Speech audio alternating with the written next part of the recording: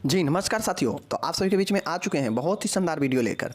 आप लोग देखिए यहाँ पे बिहेवियर साइंस का लगभग जो है हम आज लोग 25 से 30 जो है डिफिनीसन देखेंगे। आपको बहुत सारे चीज़ों को ये क्लियर करेगा, बहुत सारे टर्म को क्लियर करेगा और ये आपको जो है लॉन्ग क्वेश्चन शॉर्ट क्वेश्चन लिखने में मदद करेगा। ठीक है, जैसे लर्निंग क्या होता है, जैसे मोटिवेशन क्या होता है, इमोशन क्या होता है, डाउरी क्या, दहेज क्या होता है। तो इस प्रकार से जो है तमाम तरीके की चीज़ें जब आप जान जाएंगे तो आपको लॉन्ग क्वेश्चन में भी, शॉर्ट क्वेश्चन में भी, डिफिनीसन में भी मदद करेगा लिखने में। ठीक है, चलिए आइडिया लगा लेंगे कि ये चीज़ें जब ये इसका मतलब और ए जैसे सीखना ए होता है तो सीखना का कौन कौन से प्रकार, सीखना का जो है कौन कौन से प्रभावित करने वाले कारक हो सकते हैं, ऑटोमेटिक आपके दिमाग में आ जाएगा। ठीक है, बाकी हम तो पढ़ा ही चुके हैं। चलिए देखते हैं।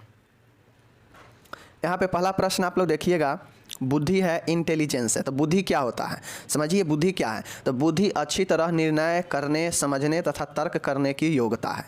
जाहिर सी बातें हैं कि बुद्धि, intelligence is the ability to जज well, to comprehend well and reason well. मतलब बुद्धि जो होता है क्या,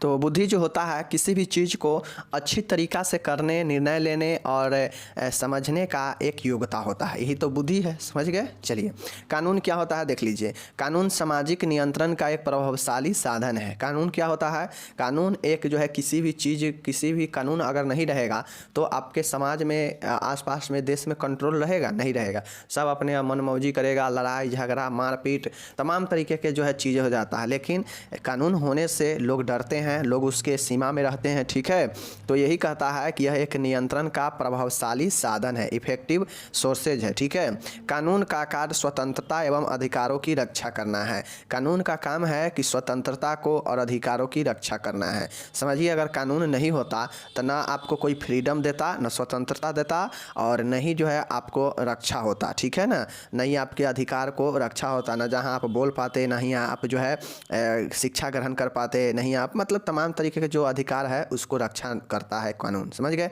एवं नागरिकों को कर्तव्य के प्रति सचेत करना है। एवं जो नागरिक होते हैं उनको अपने क्या क्या कर्तव्य है उसके प्रति एक क्या करता है, सचेत करता है। तो कानून यही है, कानून एक प्रभावशाली नियंत्रण का एक साधन है जो क्या करता है, स्वतंत्रता और अधिकारों का रक्षा करता है, जो नागरिकों के उसके कर्तव्यों को सचेत कराता है। समझ गए। तो यही आपका कानून हो गया। ठीक है, चलिए अब देखिए परसेप्शन क्या होता है, अवबोधन क्या होता है। ठीक है, प्रत्यक्षीकरण क्या होता है देख लीजिए। प्रत्यक्षीकरण इंद्रियों की सहायता से पदार्थों या बाह्य घटनाओं को जानने की क्रिया है। देखिए अवबोधन या प्रतिरक्षण, अब इंद्रिया जो है, आँख है, समझ गए ना, सुनने के लिए नाक है, सूंघने के लिए नाक है, तो ये सब जो चीज़ें हैं ये सब हम अपने अंदर बोध कब कर पाते हैं, प्रत्यक्षीकरण कब होता है। तो जब तक आपका इंद्रिय काम नहीं करेगा तो आप किसी भी चीज़ को बारे में आप नहीं जान पाएंगे। जैसे सामने हम तस्वीर किसी चीज़ का देख रहे हैं, आपको जो है वो आपका माइंड जो है उसमें रिकैप नहीं कर रहा है, दिमाग में आपका रिकैप नहीं हो रहा है, मतलब आपका इंद्रिया जो है उस तस्वीर के बारे में व्याख्या नहीं कर पा रहा है, नहीं पहचान पा रहा है। समझ गए। तो आपका वो प्रत्यक्षीकरण नहीं हुआ। जैसे इंद्रिया हमारा जागृत हो जाता है कब, जब कोई सुगंधित चीज़ बन रहा हो आसपास में, तो हमारा जो इंद्रिय होता है वो क्या होता है, बहुत ज़्यादा सेंसिटिव हो जाता है, संवेदनशील हो जाता है और पहचान लेता है कि वो कोई चीज़ का खुशबू आ रहा है। मतलब किसी भी चीज़ को पहचान लेना या जान लेना बाह्य पदार्थों का या बाह्य घटनाओं का जो इंद्रिय की सहायता से होता है वही जो है अवबोधन या प्रतिरक्षण होता है। समझ गए। चलिए सामने देखिए विवाह क्या होता है। तो विवाह पति अथवा पत्नी के सामाजिक बंधन का नाम है। विवाह जो है क्या होता है, पति या पत्नी के सामाजिक बंधन होता है। विवाह एक ऐसा संस्कार है जिसमें पति पत्नी आपस में सामाजिक बंधन में बंध जाते हैं और अपने गृहस्थ जो है शुरू हो जाता है। ठीक है, यही जो आपका विवाह होता है। विवाह क्या है, पति पत्नी का सामाजिक संबंध होता है। विवाह एक ऐसा संस्कार है जिसमें पति पत्नी आपस में सामाजिक बंधन में बंध जाते हैं और अपने गृहस्थ के जीवन का शुरुआत करते हैं। समझ गए। चलिए आत्महत्या क्या होता है देख लीजिए। मनुष्य द्वारा अकस्मात योजनाबद्ध तरीके से स्वयं को हानि पहुंचाना या अपना जीवन समाप्त करना आत्महत्या कहलाता है। देखिए मनुष्य द्वारा अचानक से प्लानिंग करके योजनाबद्ध तरीके से स्वयं को जो है हानि पहुंचाना, लॉस देना या अपने जीवन को द एंड कर लेना, समाप्त कर लेना आत्महत्या कहलाता है। आत्म मतलब क्या? आत्महत्या मतलब अपने आत्मा को खुद ही हत्या करना, मतलब अपने ज़िंदगी को खुद से ही समाप्त कर लेना या अपने जीवन को हानि पहुंचाना ही आत्महत्या कहलाता है। अब ये होता है योजनाबद्ध तरीके से होता है। जो व्यक्ति को आत्महत्या करना होता है वह योजना अपने मन ही मन बनाता है और किसी को पता नहीं चलने देता है और अचानक से उस घटना को अंजाम दे देता है। ठीक है, तो यही जो है आत्महत्या होता है। ठीक है, आत्महत्या के कई कारण हो सकते हैं, जैसे अपनी व अपने परिवार की आर्थिक और सामाजिक आवश्यकताओं को पूर्ति न कर पाना, रोगग्रस्त रहना, ठीक है, परिवार में झगड़ा झंझट, ठीक है, सामाजिक ताना मतलब समाज से उसको बहुत ज़्यादा प्रताड़ित करना, ठीक है, मानसिक पागलपन, ये सब हो सकता है कारण आत्महत्या का। समझ गए? चलिए, मानसिक स्वास्थ्य क्या होता है देख लीजिए। मेंटल हेल्थ क्या होता है? तो मानसिक स्वास्थ्य वह क्षमता है जिसके द्वारा व्यक्ति प्रतिकूल परिस्थिति मतलब अपोजिट कंडीशन में भी सामान्य धैर्य पूर्वक कर उनसे प्रभावपूर्ण समायोजन बिठा लेता है। देखिए,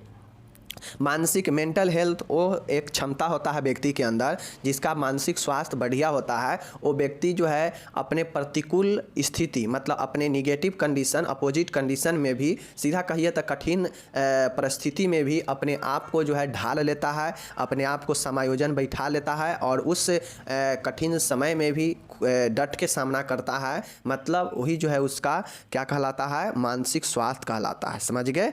चलिए, अब यहाँ पे बिहेवियर देखिएगा। बिहेवियर क्या होता है? व्यवहार व्यक्ति का प्रतिक्रिया अथवा क्रिया को कहते हैं। इनमें मन और शरीर की प्रक्रिया शामिल है, चाहे वो बाहरी हो या भीतरी। व्यवहार क्या है? तो व्यवहार जो है व्यक्ति के प्रतिक्रिया अथवा क्रिया को कहते हैं। मतलब व्यक्ति जो है कैसा काम करता है, ठीक है, व्यक्ति कैसा रिएक्ट करता है, कैसा प्रतिक्रिया देता है, ठीक है, और किन किन तरीक़ों से व्यक्ति काम करता है, इन सब चीज़ों से ही जो है व्यक्ति का व्यवहार का पता किया जाता है। ठीक है ना? और यही जो प्रक्रिया होता है व्यक्ति के मन और शारीरिक प्रक्रिया शामिल होता है। ठीक है, चाहे वो बाहरी तौर पे हो चाहे वो भीतरी तौर पे हो, यही जो है आपका बिहेवियर होता है। समझ गए? व्यवहार होता है। समझ गए? चलिए, ठीक है, यहाँ पे देखिएगा अपराध डेलिक्वेंसी या क्राइम क्या होता है देख लीजिए। किसी व्यक्ति द्वारा किए जाने वाला ऐसा दुर्व्यवहार जो तय हुई कानून सीमा को लांघता हो अपराध कहलाता है। अपराध देश के कानून द्वारा प्रतिबंध कार्य है जिसके लिए दंड की व्यवस्था है। देखिए, अपराध जो होता है ये क्या होता है? जैसे संविधान में कानून बनाया गया है कि कोई व्यक्ति हद तक कुछ करेगा जितना लिमिट तक है। समझ गए? उससे लिमिट अगर वो चीज़ें करता है तो जो है क्या होता है? अपराध हो जाता है। जैसे अगर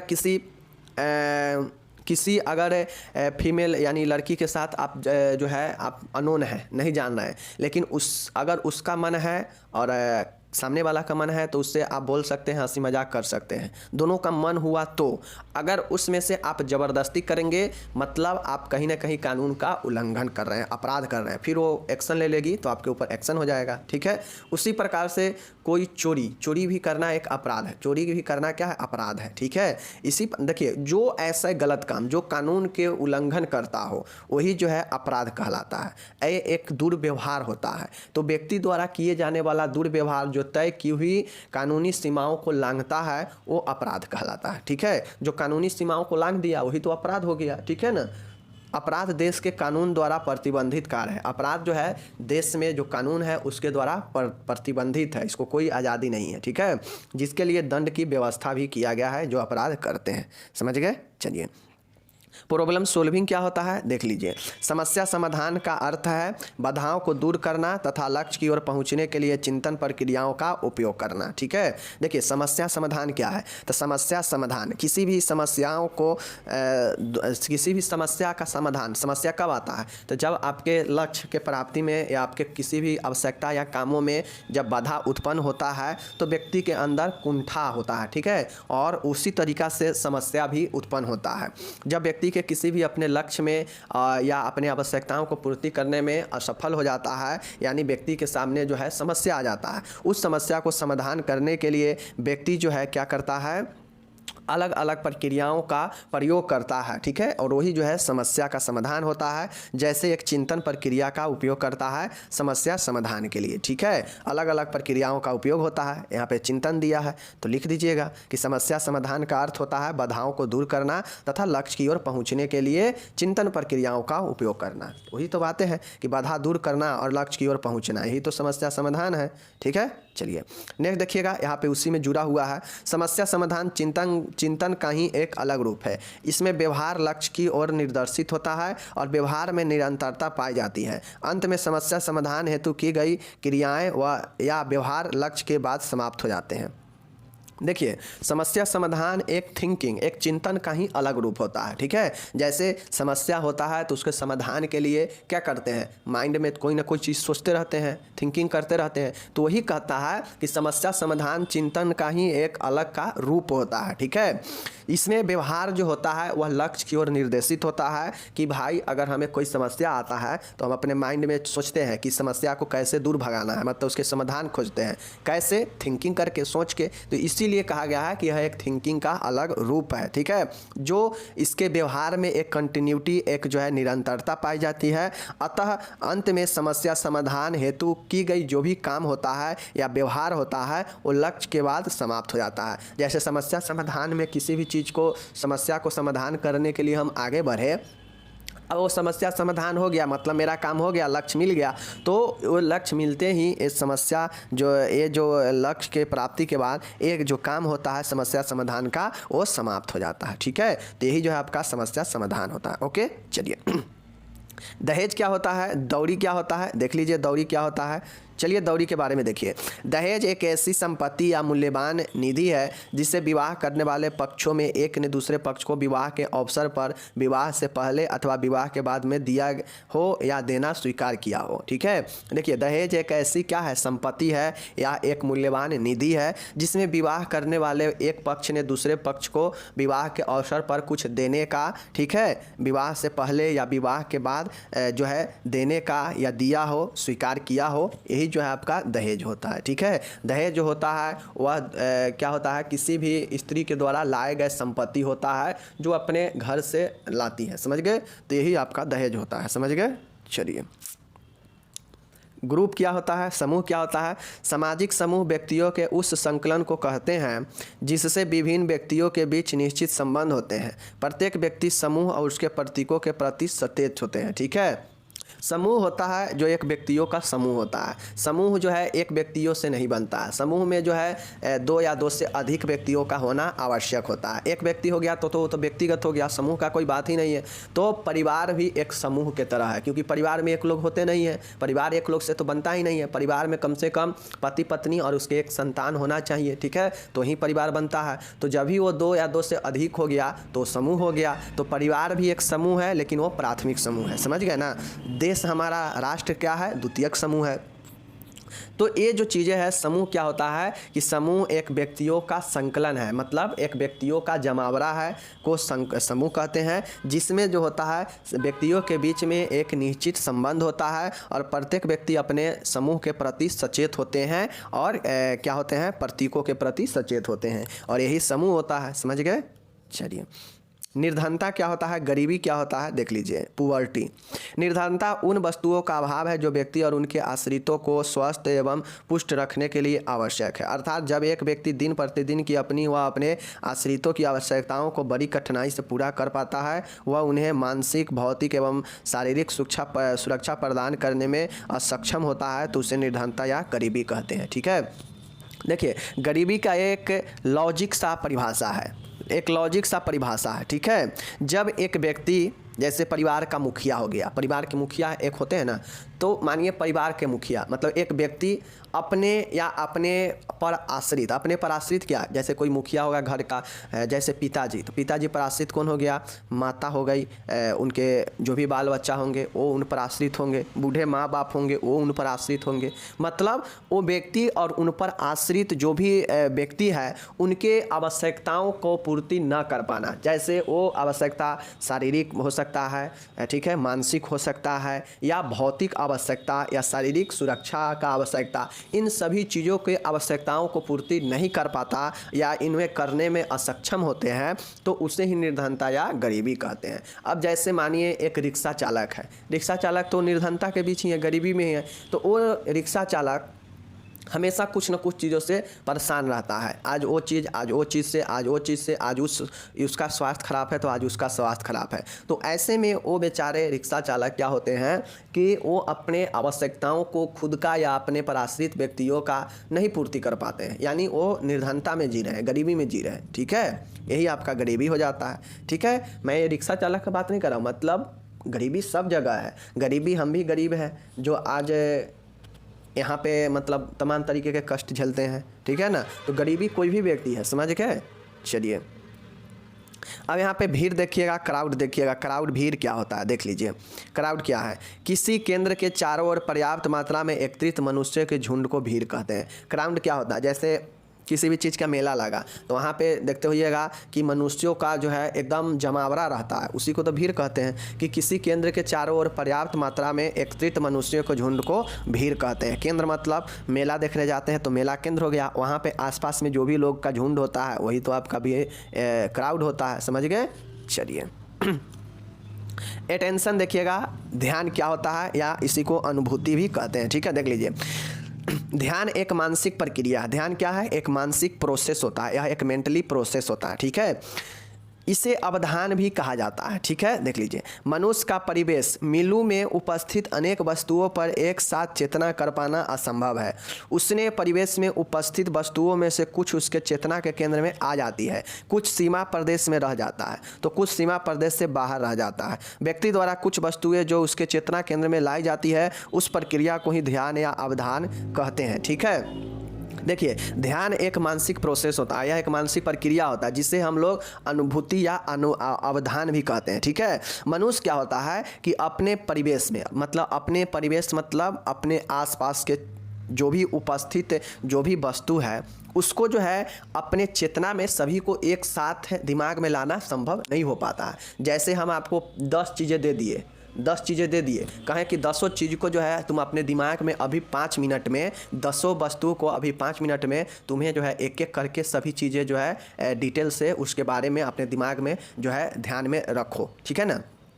तो क्या ये संभव है कि जो 10 काम दे दिए और कहे कि 10 के बारे में आपको दिमाग में रखकर बढ़िया से उसको ध्यान में रखकर लाना है, तो क्या ये संभव है कि आप 10 के बारे में आप अपने अंदर अपने चेतना के अंदर कॉन्शियसनेस आपका इतना ज़्यादा मजबूत है कि आप 10 के बारे में डिटेल से आप 5 मिनट में ही एकदम कंप्लीट कर लेंगे। उसमें से आप कंप्लीट कर लेंगे लेकिन थोड़ा देर आगे बढ़ेंगे तो उसमें से बहुत चीज़ें भूल जाएंगे, ठीक है ना। तो वही चीज़ें होता है कि मनुष्यों के परिवेश मतलब आसपास जो वस्तु है या कुछ भी चीज़ें हो सकता है उसके पर एक साथ चेतना में लाना संभव नहीं होता है, यानी असंभव है एक साथ सभी को अपने चेतना में लाना, ठीक है ना, मतलब कॉन्शियसनेस में लाना, दिमाग में लाना।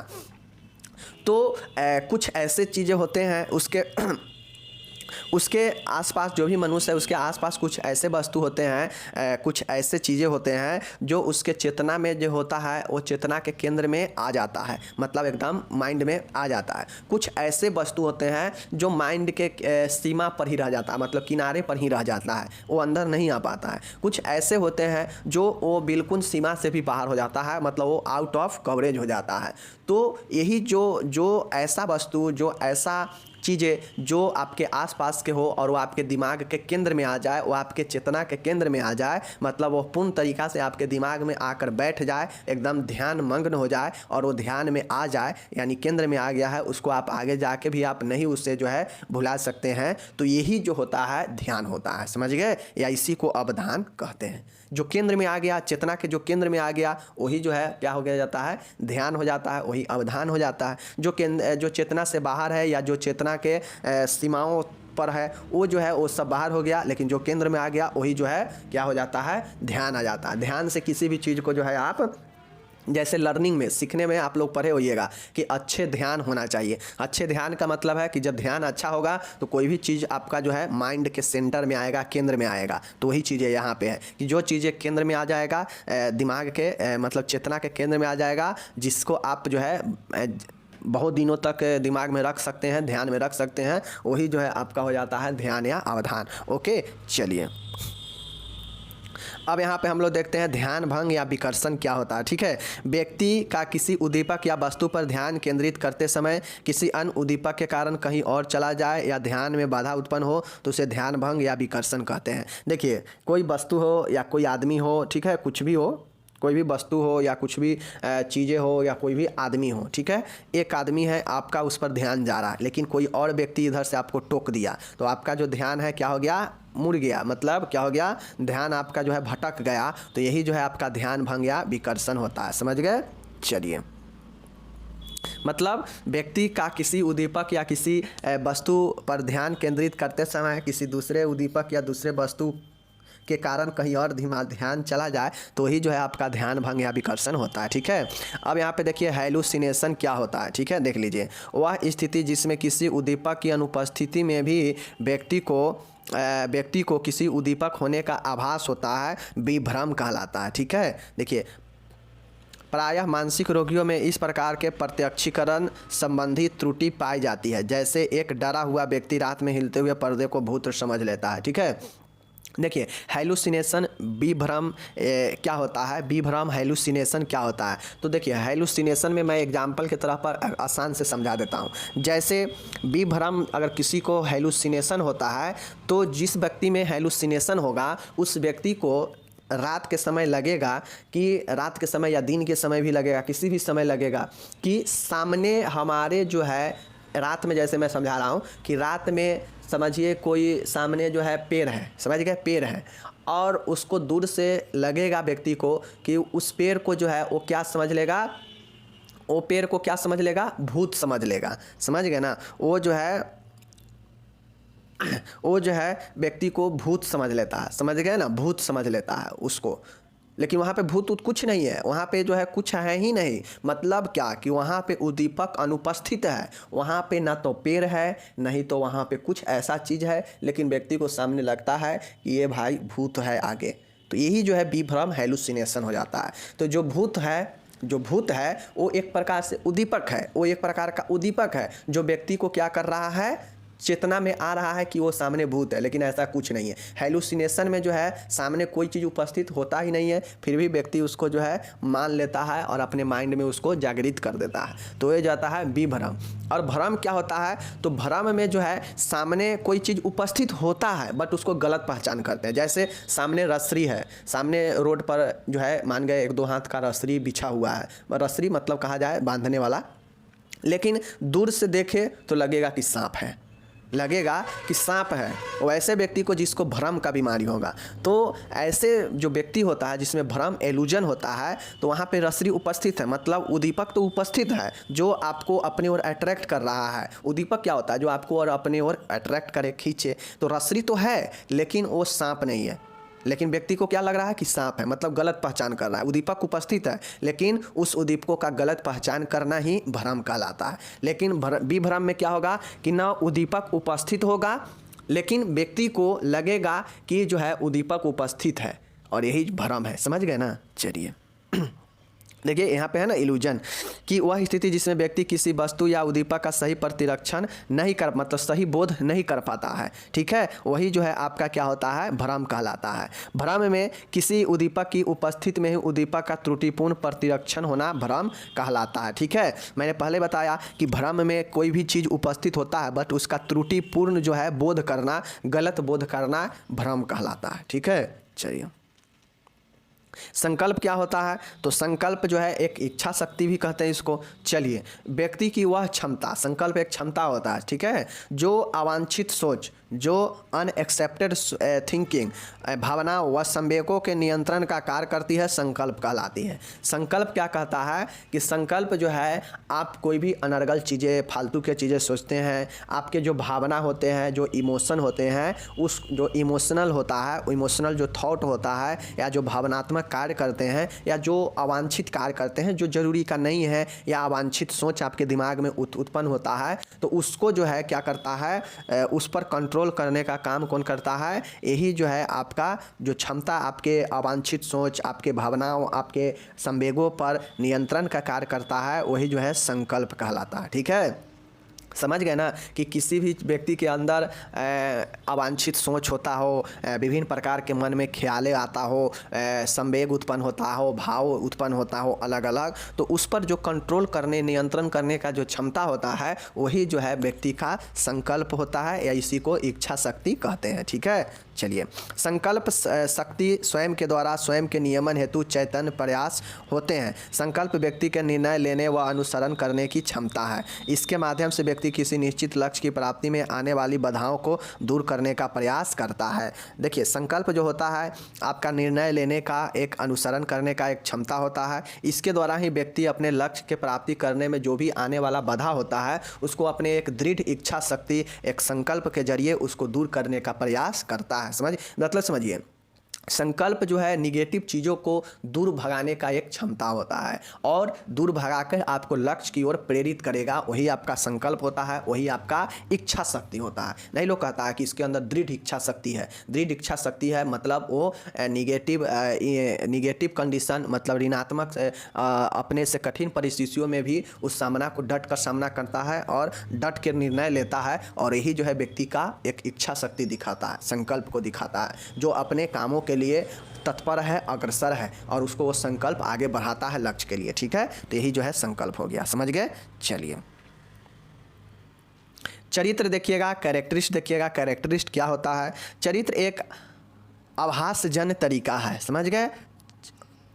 चरित्र क्या है? एक अभ्यासजन्य तरीका है। ठीक है, जिसमें संकल्प, प्रवृत्तियों और इच्छाओं को उस व्यवस्था तक नियमन करता है जो उससे कार्य क्षेत्र है। चरित्र व्यक्ति के आचरण को गहराई से प्रभावित करता है। मनुष्य की प्रत्येक क्रिया के पीछे चरित्र भूमिका अदा करता है। चरित्र हमारे अर्जित व्यवहार का महत्वपूर्ण हिस्सा है। देखिए, चरित्र जो है व्यक्ति का कोई जन्मजात नहीं होता। ठीक है, चरित्र जो भी काम व्यक्ति करता है उसके पीछे एक जो है चरित्र मुख्य भूमिका निभाता है, और इसी से पता चलता है कि व्यक्ति का चरित्र कैसा है। जो जैसा काम करता है उसको पता चल जाता है ना। आप जैसे अपना शरीर पर आपका क्या व्यवहार है, आपका क्या बोलचाल है, आप कैसे कपड़ा पहनते हैं, आप जो है कैसे काम करते हैं, तो ये सब के पीछे जो है आपके चरित्र को दर्शाता है। आपके चरित्र जो है मुख्य भूमिका निभाता है। और व्यक्ति देखते होइएगा कि किसी को बोलचाल, भाषा से ही पकड़ लेता है कि व्यक्ति किस कैरेक्टर का है, किस चरित्र का है। ठीक है, तो यही जो है अच्छा होगा तो अच्छा प्रोत्साहन करेगा, गलत होगा तो बता देगा ये गंदी चरित्र के लोग हैं। ठीक है ना, तो ये जो है हर एक व्यक्ति के अपने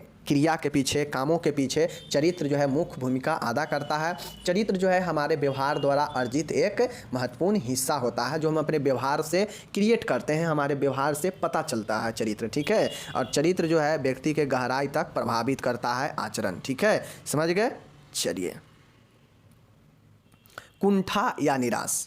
कुंठा या निराश क्या होता है? कुंठा शब्द उत्पत्ति लैटिन भाषा के फस्टरा से हुई है। इसका अर्थ है लक्ष्य के मार्ग में कोई बाधा आना। मैंने ऊपर ही बताया कि लक्ष्य के मार्ग में कोई बाधा आना। ठीक है, लक्ष्य के मार्ग में कुंठा या निराश का मतलब होता है कि कुंठा शब्द की उत्पत्ति लैटिन भाषा के फस्टरा से हुई है। इसका अर्थ होता है कि लक्ष्य के मार्ग में कोई बाधा आना। आज के समय में व्यक्ति के जीवन यापन करने में अनेक कठिनाइयां आता है, सामना करना पड़ता है। साथ ही उसे अपने वातावरण के साथ समायोजन करते समय कभी कभी विशेष समस्या आ जाती है जिनका वह समाधान नहीं कर पाता है। फलस्वरूप व्यक्ति का कुंठा का शिकार हो जाता है। कुंठा जो है व्यक्ति को विभिन्न प्रकार के मानसिक प्रॉब्लम जैसे डिप्रेशन, एंजाइटी, डर, क्रोध आदि उत्पन्न हो जाता है। जैसे मैं आपको पहले भी बताया था। ठीक है, कि ऐसे सामने कोई व्यक्ति है। ठीक है, सामने कोई व्यक्ति है, ये अपना कोई लक्ष्य सोचा, कोई काम सोचा कि हम आज ये काम करेंगे। ठीक है, सामने इसका ये क्या है? लक्ष्य है। ये इसका क्या है? लक्ष्य है। ठीक है, अब ये व्यक्ति अपना लक्ष्य जो है यहाँ पे आएगा, लक्ष्य जो है करेगा। मतलब लक्ष्य मतलब दिमाग में सोच लिया कि हमें ये काम करना है, या हमें जो है आज जो है फलाने जगह से डॉक्यूमेंट का कार्य क्लियर करवाना है। लेकिन ये व्यक्ति है, ये लक्ष्य है, अपना लक्ष्य की ओर आगे बढ़ेगा व्यक्ति। बट इस लक्ष्य से पहले ही इस व्यक्ति और लक्ष्य के बीच में एक ऐसा जो है समस्या आ जाता है, और यही जो है समस्या जो है व्यक्ति को क्या करता है कि लक्ष्य को नहीं होने देता है, लक्ष्य प्राप्ति में जो है कठिनाइयाँ उत्पन्न कर देता है, और जिसके फलस्वरूप व्यक्ति में जो है निराश के भावना या कुंठा उत्पन्न हो जाता है। ठीक है, जाहिर सी बात है, आप कोई भी काम सोचेंगे, कोई भी लक्ष्य सोचेंगे और वो काम आपको नहीं हो पाएगा, वो चीज़ें आपको नहीं मिल पाएगा, तो आपके अंदर क्या होता है, क्रोध उत्पन्न होता है, निराश आता है, समझ गए ना। निराश की भावना होते हैं, फ्रस्ट्रेशन हो जाता है और कुंठा हो जाता है। और जब कुंठा हो जाता है तो ऐसे बहुत सारे कंडीशन में व्यक्ति के अंदर डिप्रेशन, एंजाइटी, डर, क्रोध, ये सब का जो है व्यक्ति सामना करने लगता है, ठीक है, व्यक्ति में हो जाता है। तो यही जो है आपका क्या होता है, कुंठा या निराश होता है, समझ गए।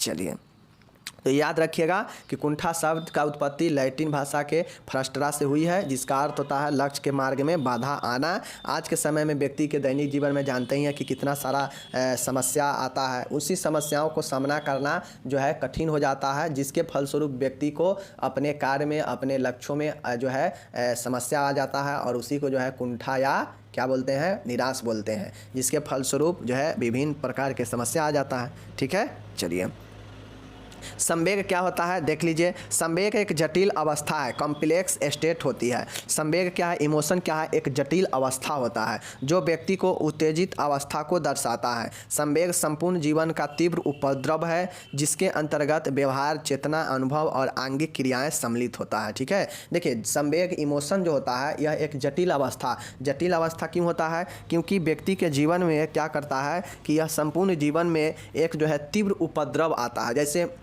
दुख, प्यास, दर्द, ये सब क्या है आपका कहीं ना कहीं संवेग है। इमोशन मतलब भाव, संवेग मतलब मन में उत्पन्न होने वाला भाव, मन में शारीरिक रूप से उत्पन्न होने वाला भाव, वही आपका इमोशन या संवेग होता है, ठीक है। यह आपके जीवन दशा को दर्शाता है कि कब आप खुश रहेंगे, कब आप दुखी हैं, कब आपके अंदर दर्द है, कब पीड़ा है, कब भूख लगा है, कब प्यास लगा है। तो यह एक क्या है, शारीरिक दशा होता है जो व्यक्ति को क्या करता है, दर्शाता है। और ये जो है क्या होता है, जो उत्तेजित अवस्था को दर्शाता है, जो एक जटिल होता है, ठीक है, जिसके अंतर्गत आपके बिहेवियर, आपके चेतना, आपके अनुभव, आपके आंगिक क्रिया, विभिन्न तरीके के चीज़ें शामिल होता है, समझ गए। यही आपका संवेग होता है, ओके। चलिए, मानसिक तंत्र क्या होता है देख लीजिए। यह एक ऐसी तकनीक है, डिफेंस मैकेनिज्म, आप लोग को इसका लॉन्ग क्वेश्चन इस बार इंपॉर्टेंट है पूछना। यह एक ऐसी तकनीक है जिनके द्वारा व्यक्ति अपनी चिंता व तनाव को कम करने का प्रयास करता है एवं इसके द्वारा वह अपने द्वंद्व को सुलझाने की कोशिश करता है। देखिए, मानसिक तंत्र, डिफेंस मैकेनिज्म एक ऐसा तकनीकी होता है जिसके द्वारा व्यक्ति अपने चिंताओं को, अपने तनावों को कम करने का प्रयास करता है और इसके द्वारा अपने द्वंद्व को, अपने अंदर कॉन्फ्लिक्ट को सुलझाने का प्रयास करता है, समझ गए। सीधा समझिए, मानसिक तंत्र आपको जो है मानसिक समस्याओं से जो है छुटकारा दिलाने या कम करने का एक तंत्र है, समझ गए। चलिए, हम लोग अब आखिरी ये देखते हैं, ठीक है, क्योंकि वीडियो बड़ा हो जाएगा। सामाजिक परिवर्तन, सोशल चेंजेज। सोशल चेंज क्या होता है, सामाजिक परिवर्तन। देख लीजिए, सामाजिक संबंधों का जाल है, ठीक है, और सामाजिक संबंधों में होने वाले परिवर्तन को ही सामाजिक परिवर्तन कहते हैं। परिवर्तन का अर्थ है किसी क्रिया अथवा वस्तु की पहले की स्थिति में बदलाव आ जाना, ठीक है। देखिए, सामाजिक परिवर्तन, सोशल चेंजेज क्या है, तो समाज जो है, जो आपका समाज होता है, सोसाइटी जो होता है, यह एक सामाजिक संबंधों का एक जाल होता है, ठीक है। अब ये जाल होता है तो उसी सामाजिक संबंधों में जो भी परिवर्तन होता है वही सामाजिक संबंध परिवर्तन कहलाता है, ठीक है। परिवर्तन का समान अर्थ है कि समय से, वस्तु से, स्थिति से, समझ गए ना। जैसे कोई वस्तु, अभी कोई आदमी, कोई जैसे पहले जो है यहाँ पे मिट्टी का मकान था, लेकिन समय के साथ में वहाँ पे जो है क्या हुआ, मिट्टी से पक्का का मकान हो गया। मतलब स्थिति भी चेंज हो गया, समय भी चेंज हुआ और वो वस्तु भी चेंज हो गया, समझ गए ना। जो पहले वहाँ पे मिट्टी का मकान था वो आज वहाँ पे पक्का का मकान हो गया। जो पहले मतलब पहले के समय और अब के समय, मतलब समय में भी परिवर्तन हुआ, वस्तु में मतलब मकान में भी परिवर्तन हुआ, और स्थिति मतलब जो पहले मिट्टी का था वो अब पक्का का हो गया, ठीक है। तो मतलब सामाजिक परिवर्तन 3 चीज़ों से होता है, ठीक है, समय से, वस्तु से और स्थिति से, समझ गए। और इसी को जो है आपसे सामाजिक परिवर्तन अगर पूछेगा 5 नंबर में तो जो है आप ही लिख दीजिएगा कि समाज जो है सामाजिक संबंधों का क्या है, जाल है, ठीक है। और ये सामाजिक जो संबंध होता है इसी में होने वाले परिवर्तन को ही सामाजिक परिवर्तन कहते हैं। सामाजिक परिवर्तन का अर्थ होता है कि कोई भी काम, कोई भी क्रिया अथवा कोई भी वस्तु की पहले की स्थिति से जो है बदलाव आना ही जो है क्या कहलाता है, परिवर्तन कहलाता है। सही सी बात है, जो पहले रहा होगा अब वो कहीं ना कहीं चेंज हो गया होगा, तो वही जो है आपका परिवर्तन हो गया, ठीक है ना। तो इसीलिए कहा गया है कि किसी क्रिया या वस्तु की पहले की स्थिति में बदलाव आ जाना, ठीक है, समझ गए ना। तो आप लोग को लिखना पड़ेगा कि सामाजिक परिवर्तन जो है 3 अवस्थाओं से जो है देखा जाता है। पहला हो जाएगा आपका क्या चीज़, समय, दूसरा हो जाएगा स्थिति, और तीसरा हो जाएगा क्या चीज़, समय, स्थिति और अभी मैंने क्या बताया, ठीक है, समय, स्थिति और वस्तु। ये 3 चीज़ों का जो है आपका समय, स्थिति और वस्तु, ये 3 चीज़ों के बारे में थोड़ा थोड़ा डिस्कस कर देंगे तो 5 नंबर आपको मिल जाएगा। ओके, चलिए तो हम लोग मिलेंगे अगले वीडियो में, तब तक आप लोग अपना ख्याल रखिए, और ये आपको जो है मिल जाएगा डिस्क्रिप्शन में, जहाँ से आप इसको जो है पढ़ सकते हैं, ठीक है। चलिए, धन्यवाद।